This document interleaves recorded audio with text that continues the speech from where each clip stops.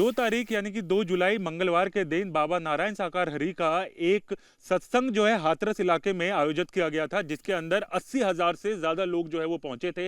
इसकी बात करें तो इस अचानक इस पूरे सत्संग में जो है भगदड़ मच जाती है और भगदड़ मचने से सैकड़ों लोगों की मौत हो जाती है और कई लोग जो है वो घायल हो जाते हैं। अगर हम बात करें तो पुलिस इस मामले को दर्ज करती है, सरकार हरकत में आती है, सरकार की तरफ से कमेटी गठित की जाती है, जिस कमेटी की ये मांग थी जिसमें कि 24 घंटे के अंतर्गत उनको ये रिपोर्ट जो है वो देनी है। उस प्राथमिक रिपोर्ट में ये सामने आया है कि अचानक बाबा जब निकलते हैं कभी सत्संग से तो उसके बाद जो है वहां उनके चरणों की धूल जो है उनके भक्त अपने सर पर लगाते हैं। उस दिन भी यही कर रहे थे सब और उसके बाद अचानक वहां भगदड़ मचती है और भगदड़ मचने के बाद एक के ऊपर एक लोग गिरते चले जाते हैं और उसमें कई लोगों की मौत हो जाती है और कई गंभीर रूप से घायल हो जाते हैं। इस मामले के बाद पुलिस जो है मामला दर्ज करती है और मामला दर्ज करने के बाद जो सेवादार थे, जो ऑर्गेनाइजर थे, उनको पुलिस हिरासत में लेती है और इसमें मुख्य आरोपी था देव प्रकाश मधुकर। इसके ऊपर अभी पुलिस ने 1 लाख रुपए का इनाम जो है घोषित किया हुआ है, क्योंकि अभी तक देव प्रकाश मधुकर कहां है ये किसी को नहीं पता।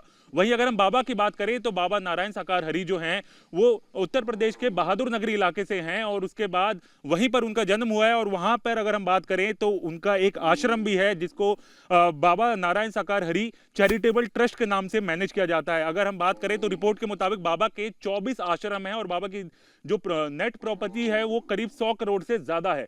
बाबा के पास कई गाड़ियां हैं और अगर हम बात करें एक बार में अगर बाबा जब जाते हैं तो उनके जो केवलकेड है यानी कि जो उनका काफिला है वो उसमें 15 से 20 गाड़ियां जो है चलती है। बाबा की एक अपनी प्राइवेट आर्मी है जो उनके साथ रहती है। और अगर इसके बाद बात करें तो लगातार ये पता किया जा रहा है कि बाबा आखिर है कहां, क्योंकि जो बाबा ये दावा करते हैं कि वो अपने भक्तों की पीड़ा हरते हैं वो बाबा अभी नजर नहीं आ रहे। वो बाबा 48 घंटे से ज्यादा इस पूरे हादसे को हो चुका है, लेकिन अभी तक बाबा कहां है ये किसी को नहीं पता।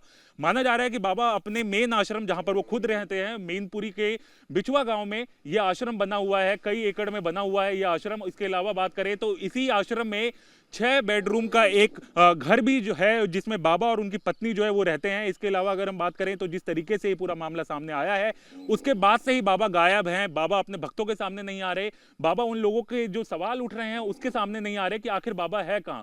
बाबा के वकील एपी सिंह के द्वारा जो है एक स्टेटमेंट जारी किया गया है कि बाबा बहुत दुख जता रहे हैं इस पूरे मामले पर और उसके अलावा बाबा जो हैं वो ये कह रहे हैं कि कुछ शरारती तत्व जो हैं उस दिन वहां सत्संग में पहुंचे और उसके बाद उनकी वजह से वहां पर भगदड़ मचती है और इसके वजह से कई लोगों की मौत हो जाती है। लेकिन आखिर बाबा है कहां और क्यों नहीं लोगों के सामने आ रहे, ये बहुत बड़ा सवाल है। माना यही जा रहा है कि वो अपने मेनपुरी के जो आश्रम है जहां पर वो मुख्य तौर पर रहते हैं वही पर अभी बाबा मौजूद हैं। बाबा की जो अगर हम बात करें जो चैरिटेबल ट्रस्ट है बाबा के नाम का, वो पूरा जो चैरिटेबल ट्रस्ट है वो उनके ही करीबी लोग जो है वो मैनेज करते हैं और जो तमाम सत्संग जो है ऑर्गेनाइज भी कराते हैं।